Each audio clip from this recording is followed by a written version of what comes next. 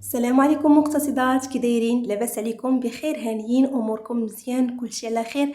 كنتمنى هذا الفيديو هذا يلقاكم في احسن الاحوال ان شاء الله. اليوم فيديو جديد، فيديو تحفيزي عامر بالنصائح باش هكا نتقاسمهم معكم ونتشاركوهم، وكل وحده تعطينا يعني الطريقه ديالها باش كتحتفظ بالخضر. اليوم كيف ما كتشوفوا معايا غادي نشارك معكم الطريقه ديالي العاديه اللي كنت موالفه انني شاركتها معكم في القناه الاولى، ودابا غادي نشاركها معكم هنايا باش هكا البنات اللي مازال يعني ما منضمينش للقناه ينضموا ليها، ومن اللي منضمين لهاد القناه غادي يشوفوا هاد لا فيديو هذا ويستافدوا منه ان شاء الله. كيف ما كتشوفوا معايا الخضار ديالي كنجيبها من بعد ما كنمسحها مسحه خفيفه، اولا ممكن ايضا نغسلها. انا ما كنغسلهاش قليل، يعني قليل فاش كنغسلها الا كانت هكا مسخه بانت ليا فيها هكا بزاف ديال التراب ولا شي حاجه تنغسلها. هنا كيف ما كتشوفوا معايا بالنسبه لهذا الخضر ديالي كنشدها وكنديرها في بواطات. كيف ما كتشوفوا معايا انا كنستعمل هاد البواطات هادو اولا البواطات ديال الحلوى هادو. بالنسبه لي انا زوينين وعمليين وما كيخليوش ليا هكا ليسباس، هكا ما كياخذوش ليا بزاف ديال ليسباس في الثلاجه. ممكن ديري حتى جوج اولا ثلاثه وحده فوق وحده وكتستافدي من الثلاجه ديالك. كيف ما كتشوفوا معايا كنديرها في البواطه كنسد، وهذوك البواطات راه ما تيدخلوش الهواء نهائيا، راه زوينين. ممكن تاخذوهم، وممكن ايضا الا كان عندكم هكا بواطات ديال الحلوى ممكن تستعملوهم بحال هذه اللي انا كنشارك معكم دابا.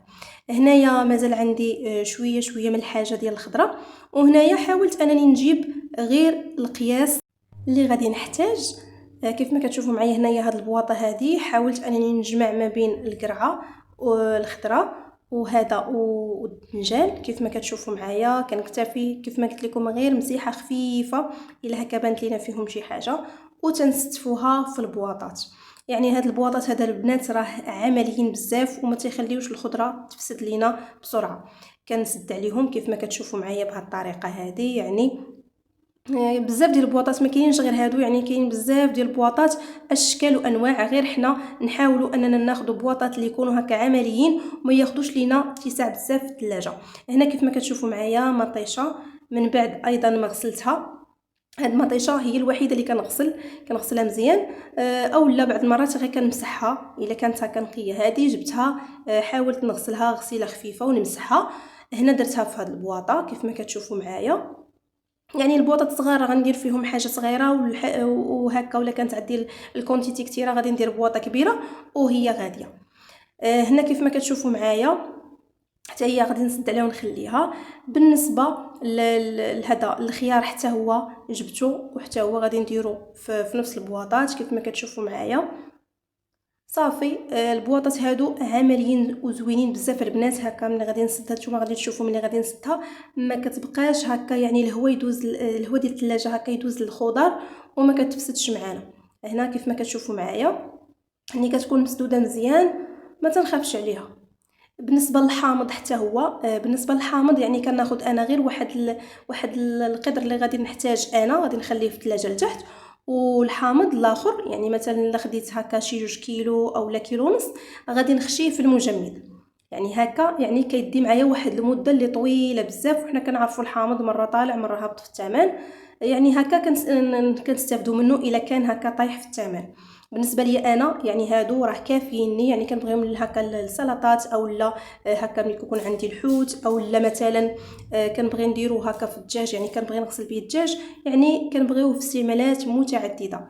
بالنسبه لي انا البنات بالنسبه للنعناع او لا العشوب ديال النعناع حتى هما كنديرهم في هذه البواطه من بعد ما كنقطعهم كيف ما كتشوفوا معايا. هنايا كاين العطرشه، كاين النعناع البلدي، كاين النعناع اللي كيقولوا له العبدي، كاين الحبق، كاين ايضا العطرشه كيف ما قلت لكم. مهم كنجيب غير بيطه وتنقطعهم، يعني تنحيد منهم دوك الشوائب ديالهم اللي تيكونوا وتنقطعهم كيف ما كتشوفوا معايا وتنديرهم في البواطه. بالنسبه للنعناع كيف ما كتشوفوا معايا حتى هو كنقطعوه وتنديروه هكا في بواطات يعني بوحدهم. يعني كنحاول انني ندير البروج بوحدو وتندير العادي بوحدو باش حيت الاذواق كتختلف، يعني مره كتبغي هكا تبدلي مرة ديري به العشوب، مرة ديريه عادي، مرة ديريه بالنعناع، مرة كل مرة واش. بالنسبه للطريقه اللي كنحتفظ بها انا بالنعناع او لا بالعشوب ديال النعناع، كيف ما كتشوفوا معايا كنقطعهم، يعني كنقادو كنحيد منه هذاك الازبال ديالو، وتندير معلقه ديال الحديد هكا تنخشيها وسط من البواطه باش هكا ما كيتاكسدش لينا النعناع، وكيدي لينا واحد المده اللي طويله بزاف، ما تيكحل ما تيخمج ما حتى شي حاجه، وكيبقى معنا مده طويله كيف قلت لكم. صافي كنسد عليهم في هاد البواطات. كيف ما كتشوفوا معايا هاد البواطات راه عمليين بزاف بزاف. صافي كيف ما كتشوفوا معايا كنسدو عليهم وتنديرهم هكا في الثلاجه. بالنسبه ليا انا هذه هي الطريقه اللي تندير. اللي عندها شي طريقه واحده اخرى يعني ما تبخلش علينا وتقولها لينا في التعاليق ان شاء الله. بالنسبه للوبيا كيف ما كتشوفوا معايا، يعني هنا اللوبيا كنجيبها ما كنسلقها ما كنغسلها ما والو، كنجيبها من السوق هكا كنقطعها كيف ما كتشوفوا معايا، يعني القياس اللي بغيت انا طويله ولا قصيره تنحاول انني نقطع القياس اللي بغيت، ومن بعد تنديرها في اكياس بلاستيكيه ولا كنديرها هكا في هاد البواطات هادو وتنديرها في المجمد. كتبقى عندي حتى هي مده طويله، وكنستعملها في اي حاجه بغيتها للسلطات او لا بغيتها هكا في مريقه، يعني كنبغيها كنلقاها واجده. اما الا درتها في الثلاجه لتحت فممكن انني ندير لها بهذه الطريقه هذه، ولكن ما نحيدش ليها دوك الرويسات ديالها، يعني نحتفظ بها وهي كامله، يعني ما نقطعهاش، يعني نحتفظ بها هكا ونديرها في بواطه ونحاول نحطها في البلاصه في الثلاجه اللي كتبقى شاده البروده. ومن بعد كيف ما كتشوفوا معايا هنا راني درتها انا في هاد البواطات هادو، وغادي نديرها في الفريكو باش هكا تجمد ليا وتبقى محافظه ليا على اللون ديالها. بالنسبه للخضار هذه هي الطريقه اللي تنديرها البنات، طريقه سهله بسيطه وفايت ليا شاركتها معكم وما كتخليش الخضار انها تفسد.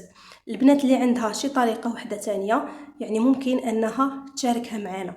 بالنسبه للبنات لهذا النعناع وبالنسبه للخس، فانا كنجيبهم من السوق هكاك، يعني كنحيد ليهم من دوك الازبال حتى هما ديالهم وتنغسلهم مزيان، يعني كنطلق عليهم الروبيني حتى كيتغسل مزيان. كنحاول نرقدهم واحد 5 دقائق حتى ل 10 دقائق في شويه ديال الماء والخل، يعني من بعد ما كيتحيد داك التراب ديالهم وداك الشيء مزيان تنحاول انني نرقدهم من 5 حتى ل 10 ديال الدقائق في داك الماء حتى والخل حتى كيتغسلوا ليا تماما، وكنعاود نشللهم مزيان وكنخليهم يتسقطروا. من بعد بالنسبه ملي كيتسقطروا مزيان بالنسبه للخس تنديرو في بواطه، كل تفريشه غادي ندير تحت منها البابي باش هكا كيمص لينا هذاك الماء اللي كيكون ديال الثلاجه. بالنسبه للربيع او القزبر المعدنوس ولا حتى الكرافس كنقطعهم وتنديرهم في اكياس بلاستيكيه وكنحتفظ بهم في المجمد. وبالنسبه للبصل والبطاطس راه معروف اننا كنديروهم في واحد الشبيكات اللي كيكونوا خاصين ديالهم وتنخليوهم على برا. انا بالنسبه ليا ما كنديرهمش في الثلاجه، فكاين بعض الاخوات كيديروهم في الثلاجه، انا ما كنديرهمش في الثلاجه. بالنسبه للبطاطس كنغسلها الا كانت مسخه فيها التراب مثلا ولا شي حاجه راني كنغسلها، ما فيها والو كنخليها هكاك، يعني حتى كنحتاجها عاد كنغسلها. بالنسبه لواحد الطريقه زوينه وعمليه شفتها عند لوستي تبارك الله، الله يحفظ لها صحيحتها.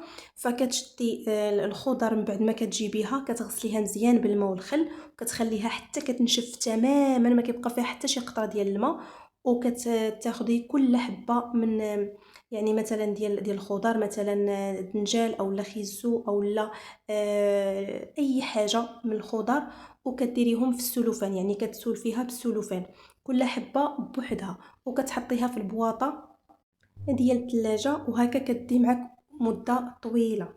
شاركت معكم بزاف ديال النصائح بالنسبه للخضار في القناه ديالي اللي كنحط فيها هكا وصفات.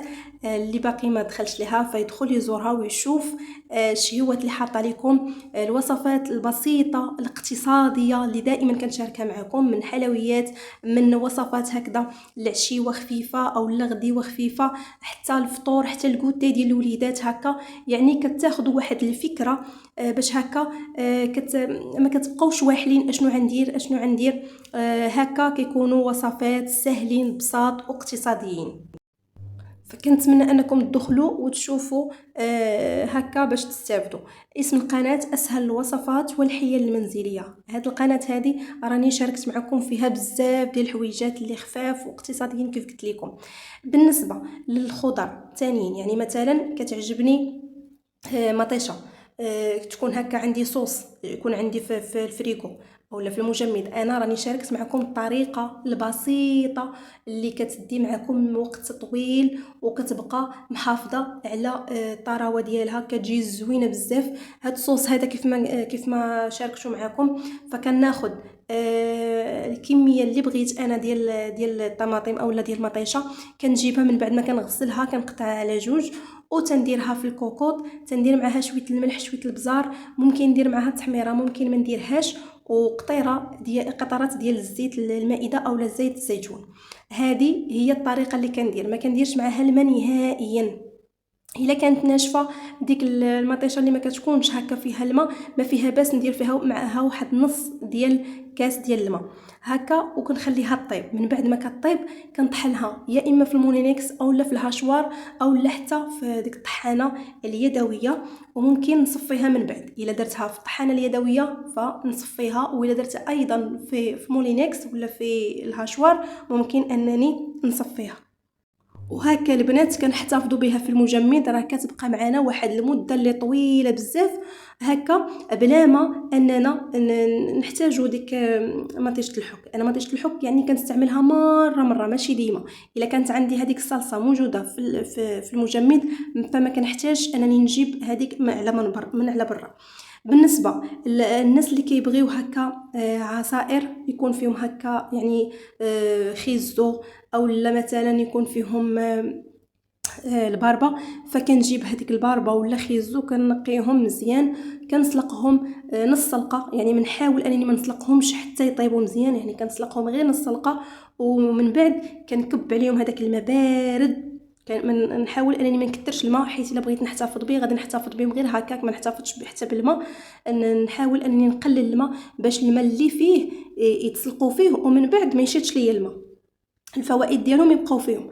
صافي كنكب عليهم شويه الماء بارد اولا نخليهم حتى يبردوا على خاطرهم. من بعد كنخليهم هكايا نديرهم في اكياس بلاستيكيه ولا نديرهم هكا في بواطات الا كانوا عندي، وتنديرهم في المجمد. نهار اللي كنبغيهم تنجبدهم من المجمد وتنطحنهم هكا مع العصير كنلقاهم واجدين. بالنسبه ايضا للزعلوك، الناس اللي عزاز عليهم الزعلوك فممكن انني نشد الدنجال واحد الكميه اللي تكون قليله، يعني انا ما نكثرش، ندير واحد الكميه اللي قليله ونشويه اولا هكا نفورو نمعسو مزيان نخليه حتى يبرد، ندير معاه شويه ديال الملحه شويه ديال البزار ونديرو نخليه حتى يبرد ونديرو في بواطات اولا في اكياس بلاستيكيه ونحتفظ به في المجمد. هذه بعض النصائح وبعض الطرق اللي كنستعمل انا شخصيا، خصوصا في شهر رمضان مع الخدمه ما كتكونش مساليه، كتجبدي الحاجه دغيا وكتكون هكا واجده عندك في المجمد.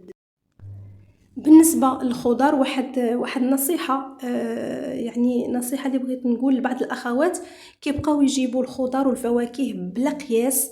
مثلا كتجيبوا مطيشه بلا قياس، كتجيبوا هكا، يعني نحاول انني نستافد منها. مثلا مطيشه ما نخليهاش انا حتى تخمج، الا جبت واحد الكميه اللي كثيره فنحاول النص نخدم به والنص نحاول انني نصايبو صوص ونديرو في المجمد.